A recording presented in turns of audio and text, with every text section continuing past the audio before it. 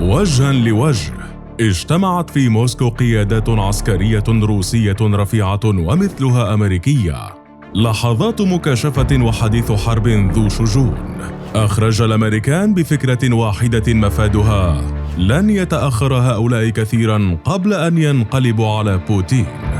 لا أحد منهم يحب هذا الرجل الذي قرر غزو أوكرانيا منفرداً. فالاجتماع النادر بين المسؤولين العسكريين الأمريكيين والروس على ذمة شبكة CNN الإخبارية الأمريكية تفجرت فيه مشاعر جنرال روسي لتعكس مشاكل معنوية أكبر في الجيش الروسي، وهو أمر أكدته تقارير استخباراتية غربية تحدثت عن أن الرئيس الروسي فلاديمير بوتين معرض لخطر انقلاب من قبل أجهزة الأمن الروسية بسبب الحرب في أوكرانيا، في وقت ما زال اختفاء وزير الدفاع الروسي سيرجي شويغو يعزز الأنباء عن انشقاقات داخل الكرملين قد تصل ببعض الرجال النافذين للإطاحة ببوتين حال طالت الحرب أكثر وأثقلت العقوبات كاهل موسكو، وهو سيناريو يبدو أن واشنطن تراهن عليه وربما تموله وتغذيه بحسب بعض التقارير الاستخباراتية. شجون الحرب. بعد أسابيع من رفض الروس أي اجتماع عسكري مع أمريكا في موسكو، عقد قادة عسكريون روس وأمريكان اجتماعاً نادراً وعلى قدر كبير من الأهمية. الهدف كان تجاذب بعض أطراف حديث الحرب لإجلاء حقيقة بعض الأمور، لكن الحديث سرعان ما أخذ منحاً وسياقات أخرى مع وجود علامات توتر واضحة على الجانب الروسي، خاصة سلوك الجنرال يفغيني ألان الذي يتمتع بسجل حافل في التعامل مع المسؤولين الأمريكيين، إذ إن سؤالاً واحداً من المسؤول العسكري الأمريكي للجنرال الروسي إيلين عن جذور عائلته في أوكرانيا كان كافياً ليثير اضطراب وتوتر الجنرال الروسي الذي أكد أنه ينحدر من أوكرانيا قبل أن يثور غضباً ويصف الوضع الحالي في أوكرانيا بأنه مأساوي. وأخيراً قبل أن يرحل على عجل قال الجنرال الروسي: أنا مكتئب للغاية بسبب ذلك. ولعل أكثر ما أثار استغراب المسؤولين الأمريكيين أن الجنرال الروسي توقف تماماً عن كيل الاتهام للولايات المتحدة وأوكرانيا بعد أن تم تذكيره بأصوله، ما حدا بالفريق العسكري الأمريكي الخروج باستنتاج وجود مشاكل معنوية بالجيش الروسي، خاصة مع فشله في تحقيق هدفه المتمثل في الاستيلاء على العاصمة الأوكرانية كييف بسرعة، وذلك بعد نحو شهر من غزو كان يظنه بوتين سيستغرق أياماً فقط، ما يؤجج أوار الحديث عن انهيارات بالروح المعنوية لدى جنود الروس، مع أنباء تفيد أن المسؤولين العسكريين الروس ينفذون الأوامر ليس بسبب اقتناعهم بهذه الحرب، بل لأنه ليس لديهم خيار آخر حتى الآن، وهو وتر بدأت واشنطن تلعب عليه عبر محاولة الانفراد والتفاوض مع مسؤولين عسكريين روس تم تحديد أسمائهم مسبقاً من قبل وكالة الاستخبارات الأمريكية وجس نبضهم قبل محاولة إقناعهم بتزكية روح التمرد ضد بوتين، مع بقاء تفصيل واحد من دون أن يبت فيه، وهو من سيخلف بوتين. من ينقلب على بوتين؟ رغم أن الكرملين لا يرى بالحديث عن الانقلاب على بوتين سوى أضغاث أحلام أمريكية وأوروبية يسوقها الهوى الغربي،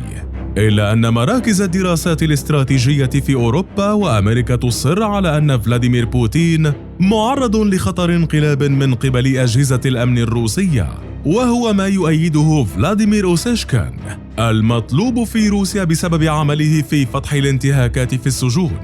فبحسب أوسيشكين الفوضى والاستياء غمرت أجهزة الأمن بعد الغزو الفاشل لأوكرانيا، حتى أن مسؤولي المخابرات يخاطرون بحياتهم ويظهرون غضبهم واستياءهم من قرارات بوتين علانية، خاصة بعد التأثير الاقتصادي الكبير للعقوبات الغربية على موسكو، إضافة إلى التأثير الكبير للعقوبات على ضباط الجهاز الأمني الذين سيعانون من تقييد حركتهم في أوروبا ولن يستطيعوا العمل كالسابق، ما يعني أنه جراء استمرار الحرب وطولها أكثر من المخطط قد تزداد احتمالية تمرد عناصر الأجهزة الأمنية وتحديهم النظام وبوتين شخصياً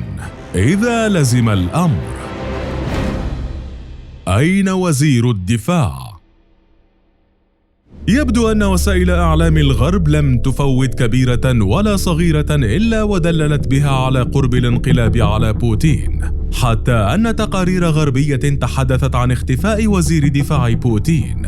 إذ أن سيرجي شويغو الرجل العسكري القوي والمقرب جدا من بوتين لم يرى علنا منذ نحو أسبوعين، ما أثار النقاش حول سر الاختفاء،